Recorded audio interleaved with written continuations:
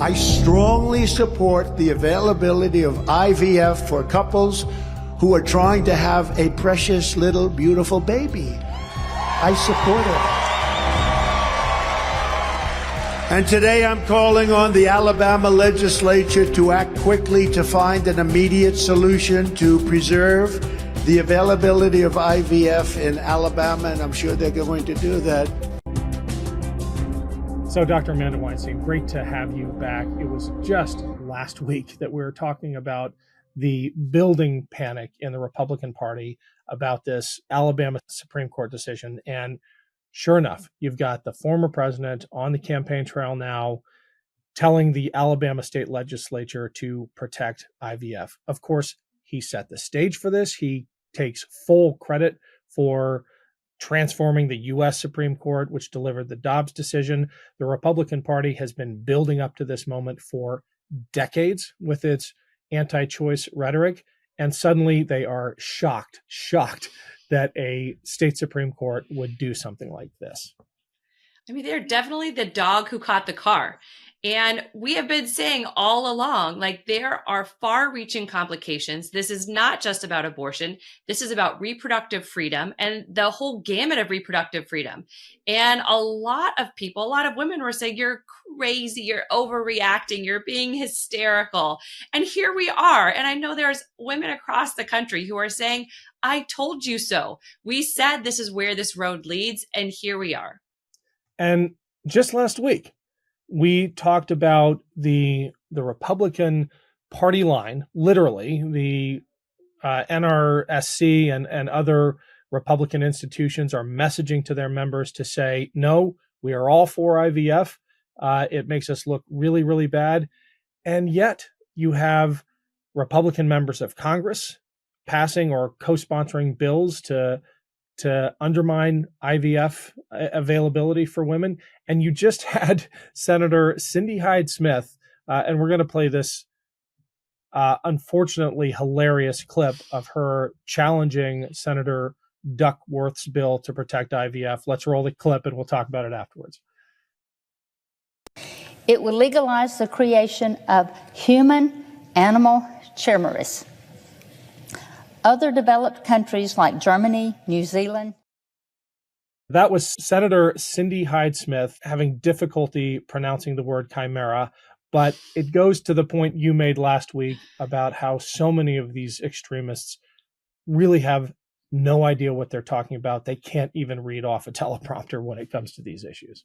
No, I mean, with Tuberville, if you don't know what IVF stands for, you probably shouldn't be making legislation about it, right? If you don't know what a chimera is, again, you probably shouldn't be making legislation about it. And to be clear, we're not making legislation about it. She's making a wild claim about IVF creating these like human animal hybrids, something like, I don't like, what's next? Like, oh, Spider-Man, it's going to be a nuclear, like, it's just crazy. Like, they are making outlandish statements to double down on the extremism. And we thought banning IVF was extreme, right? Oh no, right? She's like, let me get more extreme for you. And I'm going to tell you what I think IVF is. I think IVF is creating animal-human combo chimeras. Like, that's not IVF.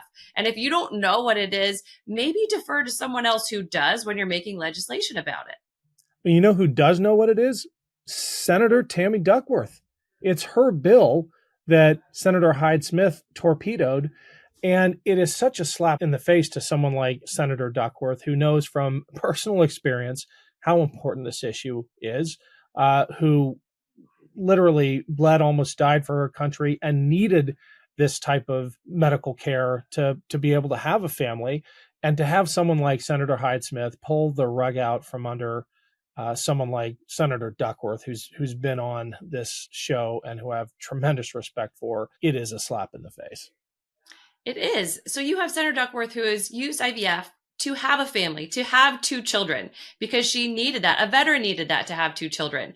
And here you have someone saying, nope, I don't think other veterans, I don't think anyone should have access to this, right? If you are struggling with infertility, which a lot of veterans are for various reasons, we're going to take this away from you for reasons not based in science, not based in, honestly, any kind of morality, because the Bible really doesn't talk about this at all. It's just based on their interpretation of some religious scripture that they want to hold everyone to. Hi, everyone. I want to give a big shout out to all those who have signed up to support this show through my Patreon page. We are off to a fantastic start. Thank you for making it possible. And if you haven't subscribed, I hope you'll consider it. In the coming months, I'll be posting early and exclusive content, including a trailer for the Against All Enemies documentary film, which has been racking up awards at film festivals around the world and will soon be released here in the US. Stand by for more details on that. And if you're a subscriber to my Patreon page, be on the lookout for an early preview. Thanks again, everyone. Most clothes are uncomfortable or too tight or never actually the size you really are, not to mention the annoyance of trying to put a good outfit together. Everyone wants to dress their best and look good at all times because, frankly, it's a confidence booster. So here's the deal. Men's closets were due for a radical reinvention, and Rhone stepped up to the challenge. Their commuter collection is the most comfortable, breathable, and flexible set of products known to man. They help you get ready for any occasion with the Rhone Commuter Collection, which offers the world's most comfortable pants, dress shirts, zips, and polos. You never have to worry about what to wear when you have the Rhone Commuter Collection. Their 4-way stretch fabric provides breathability and flexibility that leaves you free to enjoy what life throws your way, from your commute to work to your 18 holes of golf. It's time to feel confident without the hassle. With Rhone's wrinkle release technology, wrinkles disappear as you stretch and wear the products. It's that easy. With Gold Fusion anti-odor technology, you'll be smelling fresh and clean all day long. And on top of that, Rhone is 100% machine washable, so you can ditch the dry cleaner altogether. I absolutely love Rhone. It's comfortable yet professional and has truly become my favorite clothing brand. We're on the move a lot, whether it's jumping from meeting to meeting or catching a flight or an important dinner. The Rhone Commuter Collection has never let me down. The versatility and overall comfort of the collection is undefeated. Even after I wear it all day, I still feel super fresh because of that Gold Fusion anti-odor technology. The Commuter Collection can get you through any workday and straight into whatever comes next. Head to rhone.com/boats and use promo code BOATS to save 20% off your entire order. That's 20% off your entire order when you head to rhone.com/boats and use code BOATS. It's time to find your corner office comfort. We're talking, in the case of the Alabama Supreme Court decision, about embryos that are barely over the microscopic point. We're talking about very, very small things that in any reasonable world you wouldn't define as a human being. But the logical conclusion of the extremist argument on the right is that that everything has to be considered a person under the law if that life begins at conception. I mean, this is an embryo you need a microscope to see. And even under a microscope, no one could tell if it was a human, a cow, or an elephant, right? These are cells that have the potential to be a human life. And you have a lot of families in Alabama who are devastated right now because they were on the path towards potentially having that child, who are now completely off of this path because of it. So you have one mom saying, right, obviously this embryo is the hope of life, right? It is not a kid. It is not even guaranteed. The chances are it never will be a child, but it is the hope. And what we have done is taken that hope away from families across the country at having a child. Do you think the Republican Party will, I won't say come to its senses, but will recognize the political reality of being anti-IVF? I mean, there will certainly always have the extremists in their ranks, but will the party as a whole do the right thing here? I think they found themselves stuck between a rock and a hard place, right? If life begins at conception, as they like to tout all the time, then that does mean IVF, right? And this is where that leads us. This leads us to banning IVF and taking the ability to have children, taking the ability to create families. It takes that away from many, many people across this country. And that's simply where they're at. And I think what we're seeing is them struggling with that realization of, oh my gosh. I mean, you also see them struggling with the realization of when we have government making these decisions for women, right? It leads to so many unintended consequences. We have abortion committees in Tennessee deciding when they can actually intervene to save a woman's life. And it's very cute that we call them these abortion committees for the health hospital, but they just need to call them death panels, right? These are doctors and lawyers deciding if a woman lives or dies, right? That is part of the unintended consequences. Banning IVF, that's part of the unintended consequences. There are a lot of unintended consequences to extremist legislation, and this is just the tip of the iceberg.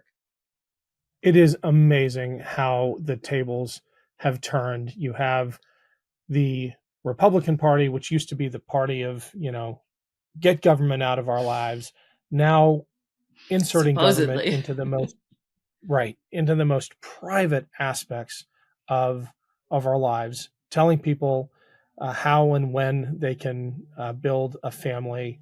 In the case of this Tennessee law, creating the death panels they wanted us to be so afraid of during the debates about national health care. And I think it just puts the lie to this whole notion that they are the party of personal liberty. Absolutely. I mean, ultimately, this should be taken away from their platform in everyone's mind. They are absolutely not about personal liberties whatsoever, right? So we have seen they're not about personal liberties. They're clearly not pro-family here, nor are they pro-life in any of their policies or the actions they do. So what you're left with is a group of people who really do believe that a bunch of large corporations shouldn't pay taxes and you should pay their taxes for them. That's really all I can see is left from their party and their platform. Yeah. Well, Amanda, tell us what you've got coming up on the Suburban Women Problem podcast.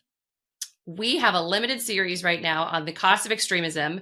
And the first episode is actually about crisis pregnancy centers, which if you're not familiar with what crisis pregnancy centers are, they're centers that often say they have abortion services and other services, but they are typically religious centers who provide a lot of misinformation and also take a lot of tax dollars. And they even take tax dollars that are supposed to go for needy families. Instead, they go to misinforming women about abortion services. Great. We'll put a link to that in the show notes. Thank you so much for coming on. Let's chat again soon. Thanks, Ken.